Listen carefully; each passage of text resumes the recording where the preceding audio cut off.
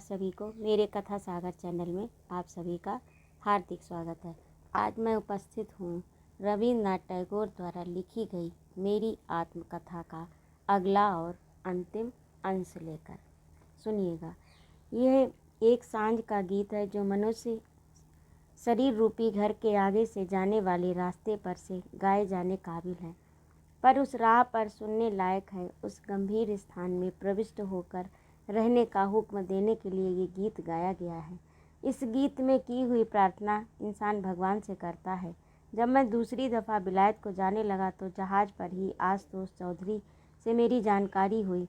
इन्होंने हाल ही में कलकत्ता यूनिवर्सिटी से एमए पास किया और बैरिस्ट्री पास करने विलायत जा रहे थे।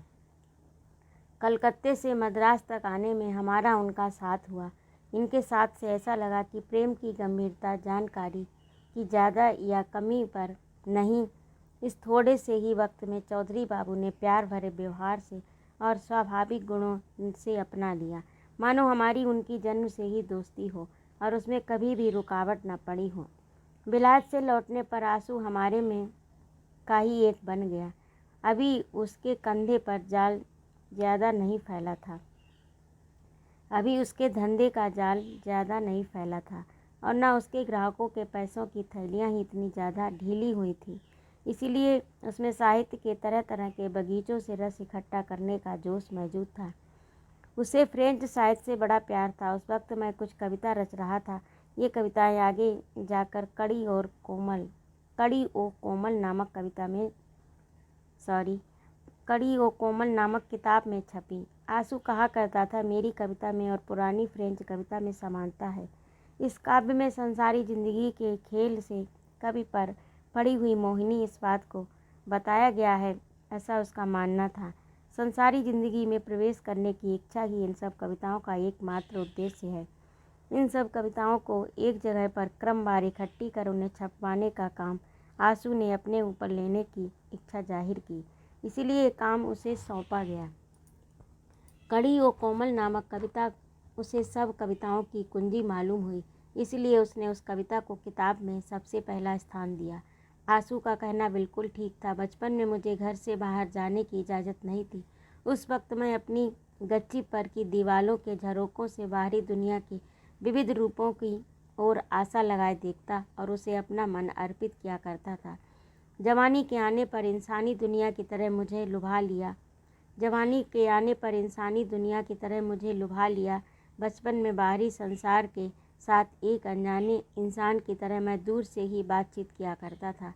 जवानी में भी बड़ी वही हालत है। इंसानी दुनिया से मैं रास्ते के एक ओर खड़ा होकर दूर से ही जानकारी करता हूँ। मुझे मालूम होता है कि मेरा मन सागर के किनारे पर खड़ा हुआ है।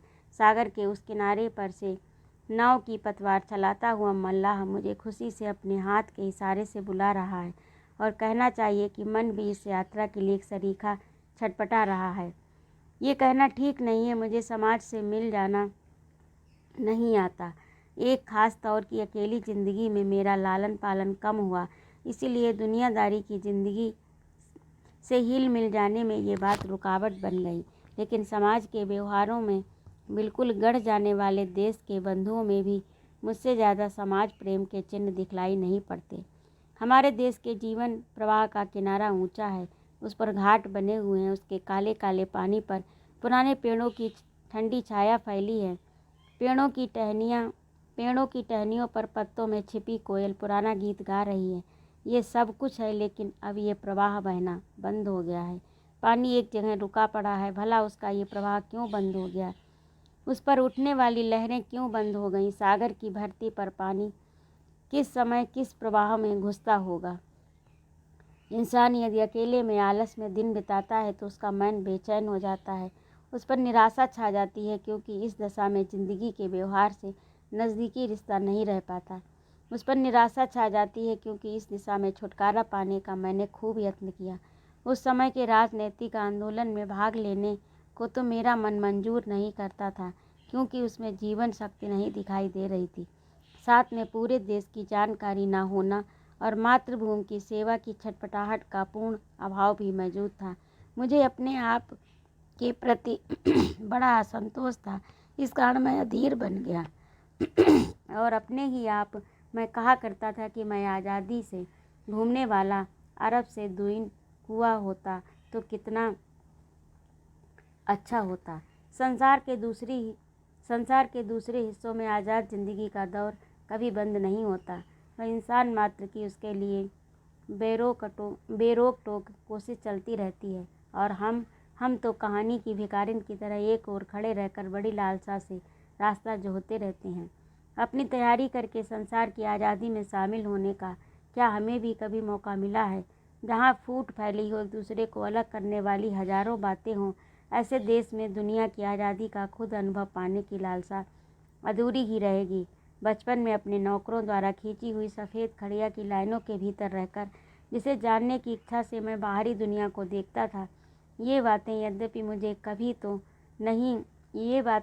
मुझे कभी तो मिलने वाली, कभी न मिलने वाली और कभी मुझसे दूर रहने वाली लगी, तो भी यदि आपसे नाता न जुड़ा, उनके द्वारा कभी हवा की लहरें पैदा नहीं हुई, उनका बहाव बहने न लगा और यात्रियों के आने जाने लायक बाहर रास्ता न हुआ, तो फिर हमारे चारों ओर इकट्ठी मृत चीज़ें कभी दूर नहीं होंगी और उनका एक बड़ा भारी ढेर हो जाएगा, जिसके नीचे हमारी ज़िंदगी बिना कुचले न रहेगी। बरसात के में सिर्फ काले बादल आसमान में जमा होते हैं और पानी गिरने लगता है। शरद के आसमान में बिजली चमकती है, बादल गरजते हैं, लेकिन पानी नहीं गिरता। एक तरह से ये ठीक भी होता है, क्योंकि फसल आने का वक्त होता है। ये बात मेरी कविता के बारे में भी कही जा सकती है। कविता लिखने की ज़िंदगी में जब वर्षा का राज था, तब ख्याल आती भाव के सिवाय उस समय मेरे पास कुछ नहीं था। ख्याली बादल जमते तेज बरसने लगते, उस समय मैं जो कुछ लिखता वह अस्पष्ट होता और मेरी कविता आज़ादी से घूमा करती। परंतु मेरे कवि की ज़िंदगी में शरद ऋतु में रचे हुए कड़ी और कोमल नामों के पद संग्रह के बारे में ऐसा कहा जा सकेगा कि आसमान बादलों से ढका था और ज़मीन पर फसल आती हुई दिखलाई पड़ती थी। उस समय असली दुनिया से मैं जानकारी कर रहा था। इन दिनों मेरी भाषा और छंदों ने अनेक रूप लेना चाहा। इस बार मेरी ज़िंदगी की किताब का दूसरा हिस्सा पूरा हुआ। भीतर बाहर इकट्ठे होने के जानकार से अजानकार का मेल करा देने के दिन चले गए। अब मुझे अपनी जीवन यात्रा इंसानों के निवास स्थान में रहकर पूरी करनी है। इस यात्रा में मिलने वाली भली बुरी बातों या सुख दुख के बारे में कारण रहित होकर तस्वीर की तरह देखने वाला बनने से काम नहीं चलेगा। अब तो गहराई से सोचना होगा। एक और नई नई बातें पैदा हो रही हैं, दूसरी ओर कुछ बातें मिटती जा रही हैं। एक ओर जय के बाजे बज रहे हैं, दूसरी ओर मुँह पर बदनामी की कालिख छा रही है। एक ओर आपसी झगड़े बढ़ रहे हैं, दूसरी ओर मन के मिलने से आनंद छा रहा है। इस तरह ज़िंदगी में एक दूसरे के खिलाफ कई तरह की वारदातें हर समय हो रही हैं। ज़िंदगी के आखिरी रहस्य भरे लक्ष्य तक पहुँचने के रास्ते में अनगिनत अड़चनें, अनेक दुश्मन और मुश्किलें हैं। इन सभी के बीच में से मेरा रास्ता दिखाने वाला बड़ा जोश और चतुराई से मेरा मंजिल की ओर मुझे ले जा रहा है। उस चतुराई का वर्णन करने की, उस रास्ते का नक्शा बनाने की ताकत मुझ में नहीं है। इस रास्ते की गहराई को जताने की ताकत मेरे में न होने से मैं इस बारे में यदि कोई तस्वीर बनाऊंगा तो मुझे उम्मीद है कि उससे कदम कदम पर वहम ही पैदा होगा। उस मूर्ति को बनाकर उससे अलग अलग हिस्सों को दिखाने की कोशिश बेकार होगी, उसमें कामयाबी नहीं मिलेगी। हाँ, ऊपर की मिट्टी भले ही मिल जाए, पर भीतरी मिलन का आनंद अपने को नहीं मिलेगा। इसलिए मन के मंदिर के दरवाजे तक अपने पाठकों को पहुंचाकर अब मैं उनसे विदा लेता हूं। तो ये था रवींद्रनाथ टैगोर की लिखी आत्मकथा का अंश। आज ये पुस्तक पूरी हुई। आप लोगों को कैसी लगी कमेंट करके अवश्य बताइएगा।